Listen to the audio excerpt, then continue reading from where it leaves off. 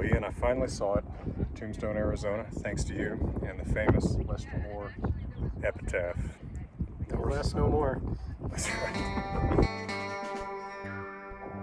Hey Jackson, we are here in Tombstone, Arizona at the Boot Hill Cemetery, which is known for having a number of really entertaining, punny tomb markers. In particular, there is, of course, Lester Moore, killed by a 44. Yep. 4 shots with a 44, no less, no more. The actual printed stone. We have this guy, like, he was right, we was wrong, but we strung him up and now he's gone. Yeah, and it got you thinking about how similar are these to memorial runestones? Right, and we have a wide variety. So, like, this is the most complex, interesting stuff we have here from historic tombstone. But there are a number, like, most of them are a lot simpler, like this sort of thing. John Gillespie, 1882. One just says unknown. There's a lot of unknowns. There's some like Wormsby, shot, Yeah. killed by Indians, or killed by Apaches. And you got me reflecting on this because the stuff that they put on their stones is quite different from the stuff that we put on ours, or even we were putting on stuff in the 19th century. We're interested in how old somebody was. We're interested kind of in how somebody died.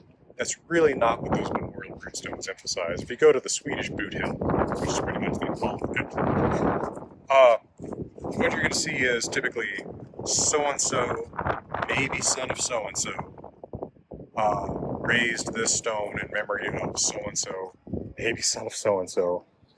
Maybe this is my relationship to him, right? And it might be wife, daughter, son, husband, father, typically close relations like that.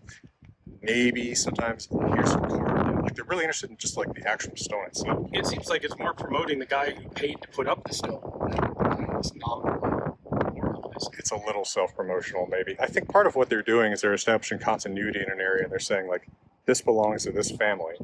We've been here, like, I can point to this memorial stone, this cool thing with a dragon on it that I put up for my dad, who owned this before me. Yeah, I think it's a lot of establishing that continuity. They don't care about how old they were. Don't get that.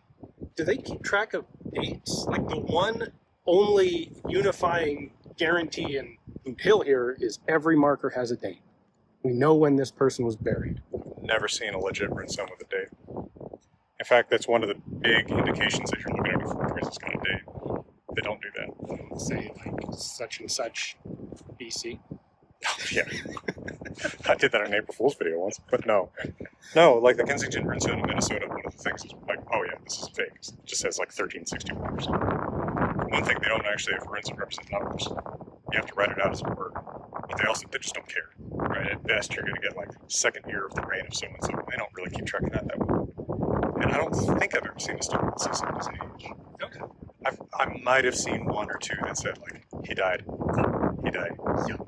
Which must mean particularly noticeably older. Like, how do you know what that means? Right? It's young 12 or it's young 30. So it's a very, very different thing, and it's a very, very restricted vocabulary, right? You see the verb for raised, you see the verb for painted, but there's not many verbs, right? You can occasionally the verb for die, because like he died in England, he died in Arabia, because actually we have runestones that come from the Crusade period. They kept doing this a long time. So actually, that's another relevant point, is we tend to always put these markers on the actual burial site. Yeah. Where the Viking who dies in Arabia is probably not having his body transported home. Yeah. To be buried in Sweden, but the memorial stone will go in Sweden, where his family and community is. Yeah, the point is not this is where the body is. The point is, again, probably continuity. Like this is our family's property. And this is a memorial to one person who owned it, and I am a legit heir to that person. And I put this up, and my name's on it too. As opposed to these, we don't know who put up these markers. Yeah, it's a very, very different emphasis, and I think that's a profound thought that you have, just how different this is from their way of memorializing. But both pretty interesting to look at. Yeah. So thanks again for bringing me in. Oh, my pleasure. From beautiful Arizona, wishing you all the best. Ian, what's the best gun?